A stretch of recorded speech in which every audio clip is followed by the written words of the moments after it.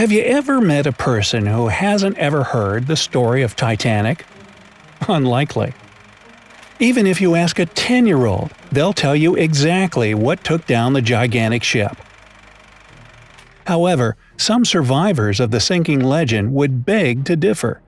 Here's one of their stories, and surprise, it has nothing to do with an iceberg.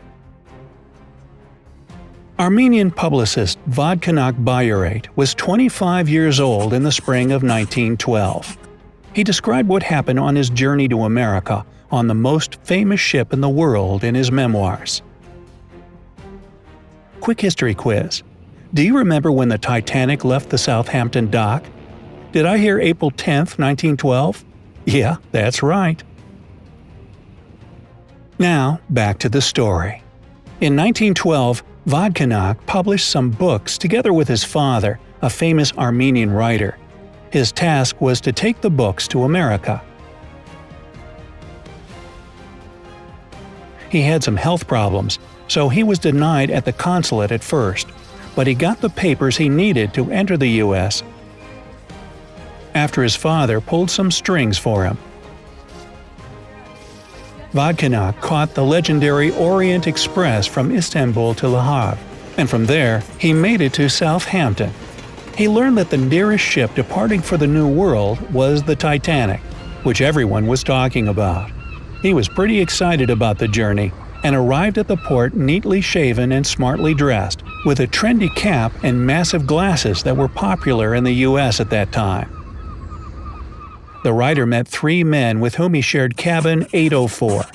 They were two Englishmen and a French guy from Alsace named Morin. Because Morin and Vodkanak were around the same age and Vodkanak could speak excellent French, they quickly became friends. They would hang out on the deck, at the onboard saloon, the bar, and the library. None of them could possibly imagine what would become of the unsinkable ship just days later.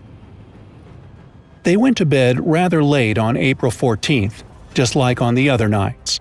Shortly after midnight, something that sounded like a big explosion woke everyone up. Bam!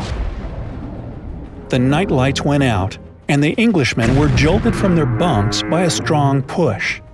One of them injured his head, and another one his arm.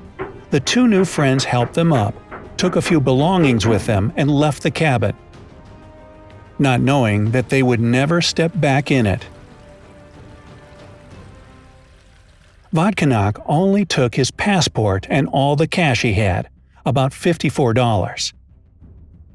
It was clear that something was wrong, yet it was quiet in the corridor. The young men tried to find out what was going on.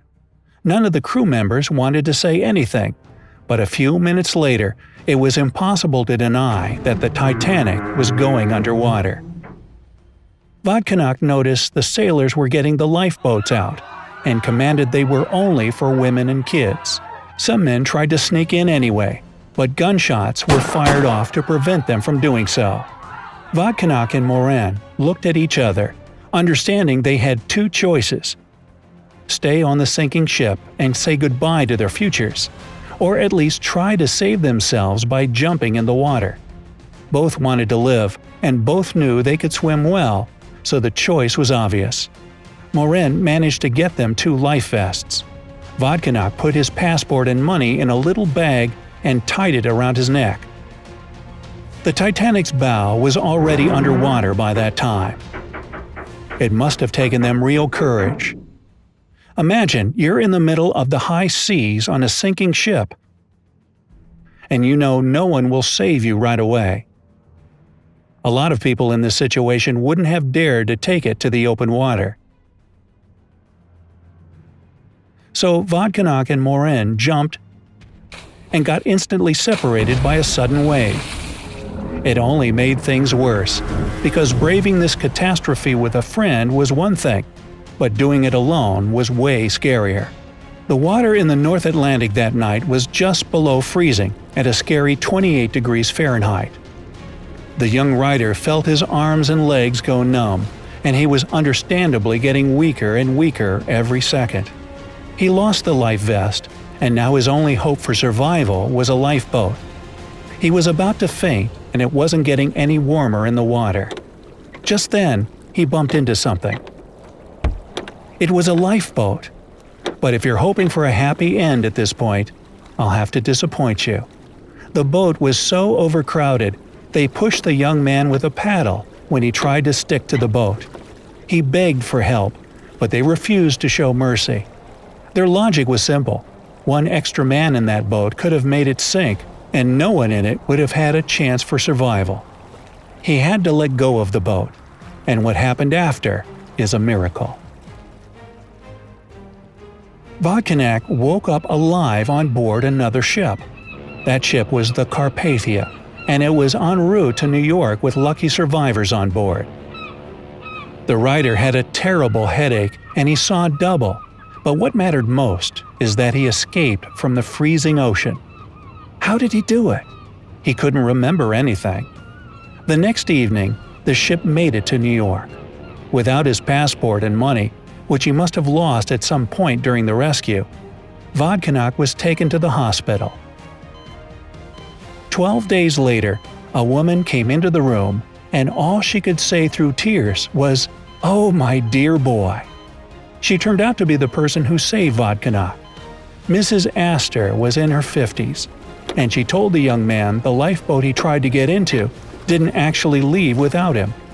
Mrs. Astor told the sailors that the young man was her son, and she wouldn't let them go without him since she'd already lost her husband on the Titanic. It turned out she kept Vodkanak's passport and money and invited him to visit her when he felt better. After he recovered, the writer was reunited with his family in Boston. He even received all the books he planned to sell in America, since they were traveling on a different ship. Vodkanak lived a long and happy life, and, as a great storyteller, he shared what happened to him many times. Interestingly, he's never mentioned an iceberg hitting the Titanic, and always spoke about an explosion. If what he said was true, something must have caused that huge explosion. It could have been a fire, and quite a lot of people actually believe that theory, saying that coal was burning in the ship's hull. That fire would have started long before the ship's departure, and there was simply no way to put it out. Titanic must have left with the fire still ongoing, and the flames weakening the hull so much it couldn't survive its meeting with the iceberg. Supporters of this theory use pictures of the Titanic leaving the docks for evidence, pointing to a huge dark mark on the hull. Even if that's true, though, it's still not obvious whether the fire led to an explosion, and supporters of this theory don't deny there was an iceberg. Another theory that explained the explosion claimed that there was a German U-boat involved in the sinking of the Titanic. The Armenian writer was, in fact, not the only survivor who mentioned they heard explosion sounds coming from somewhere deep in the bowels of the ship. And they'd also claimed they'd seen a searchlight coming from some ship shortly after Titanic had sunk. It wasn't a vessel hurrying to the rescue, so it could have actually been a submarine that surfaced to see what it had done to the legendary ship. This theory is highly unlikely, though, for several reasons. First of all, as you know, the Titanic sank in 1912, which was still a time of peace. No country in the world would dare to kill thousands of people and provoke other countries for no reason. Secondly, a U-boat from Europe couldn't have gone that far in those times, and it couldn't have been stationed in that region either. It simply wouldn't have survived there for a long time. Finally, hitting a target that's moving quickly at nighttime is still a challenge for submariners even today, and it was basically impossible in 1912. It's hard to tell what could have made a man who survived such a tragedy remember things that did or didn't happen. Let's hope that in the future, scientists will be able to explain all the mysteries surrounding the Titanic. So, do you believe an explosion might have killed Titanic, and there was no iceberg at all? Let me know down in the comments. If you learned something new today, then give this video a like and share it with a friend. But hey, don't go anywhere just yet. We have over 2,000 cool videos for you to check out. All you have to do is pick the left or right video, click on it, and enjoy. Stay on the bright side of life.